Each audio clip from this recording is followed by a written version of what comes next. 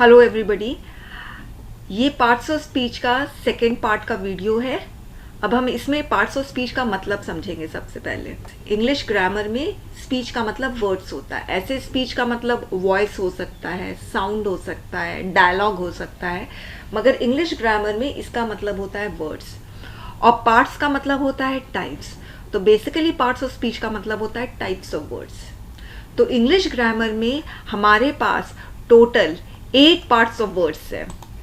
Noun, pronoun, adjective, adverb, verb, conjunction, preposition, interjection, ये सारे parts of speech है। इसका मतलब ये सारे टाइप्स ऑफ वर्ड्स हैं।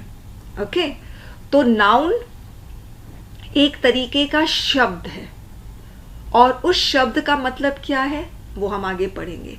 वैसे ही प्रोनाउन भी एक तरीके का शब्द है, एडजेक्टिव भी एक तरीके का शब्द है, और ये सारे 8 प्रकार के शब्द मिलकर सेंटेंस को बनाते हैं। तो आप कोई भी सेंटेंस लिख लो, उसमें ये सारे शब्द आपको मिलेंगे ही। अब देखिए, I have a doll, this doll is good, my sister plays with my doll. Okay, अब आप देखिए, ये आई क्या है? एक शब्द है, और उस शब्द का नाम क्या है? प्रोनाउन। वैसे ही हैव क्या है? ये भी एक शब्द है, और इस शब्द का नाम क्या है? वर्ब। ए क्या है? आर्टिकल्स है। आर्टिकल्स को हम एडजेक्टिव भी कहते हैं। इसीलिए 9 पार्ट्स ऑफ स्पीच नहीं है, हमारे पास सिर्फ 8 पार्ट्स ऑफ स्पीच है, जिसमें आर्टिकल्स एडजेक्टिव के अंदर आता है। तो ए आर्टिकल्स है यानी एडजेक्टिव, और ये क्या है? एक शब्द है और जिसका नाम आर्टिकल्स। वैसे ही डॉल क्या है? नाउन है, और ये एक शब्द है। और ये प्रोनाउन, वर्ब, आर्टिकल्स, नाउन, ये सारे शब्द मिलाकर एक आपका मीनिंगफुल सेंटेंस बना दिए। वैसे ही this doll is good, this क्या है? एडजेक्टिव, डॉल क्या है? नाउन, इज क्या है? वर्ब, गुड क्या है? एडजेक्टिव। और ये सारे शब्द ही तो हैं।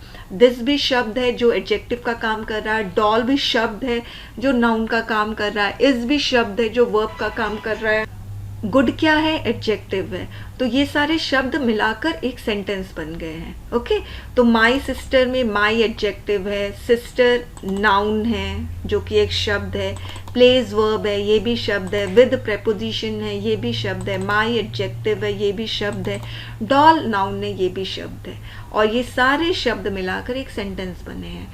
तो बेसिकली पार्ट्स ऑफ स्पीच क्या है? शब्द हैं, और ये शब्द आपको सेंटेंसेस में मिलेंगे। ओके, आपके एग्जाम में ये पूछा जाता है कि आपको सेंटेंस दे दिया जाता है और फिर आइडेंटिफाई करना होता है कि बताओ ये शब्द कौन सा पार्ट्स ऑफ स्पीच का है। यही तो क्वेश्चन होता है। ओके, अब पार्ट्स ऑफ स्पीच समझने में थोड़ी सी प्रॉब्लम इसलिए होती है, रीजन ये है कि जो शब्द एक पार्ट्स ऑफ स्पीच का काम कर रहा है, वो ही शब्द दूसरे सेंटेंस में डिफरेंट पार्ट्स ऑफ स्पीच का काम करेगा। अब जैसे दैट टॉय इज गुड, अब यहां पर जो दैट है ये एडजेक्टिव का काम कर रहा है। ओके, क्योंकि एडजेक्टिव क्या करता है? नाउन के पहले आता है। एडजेक्टिव का लोकेशन क्या है? नाउन के पहले आने का।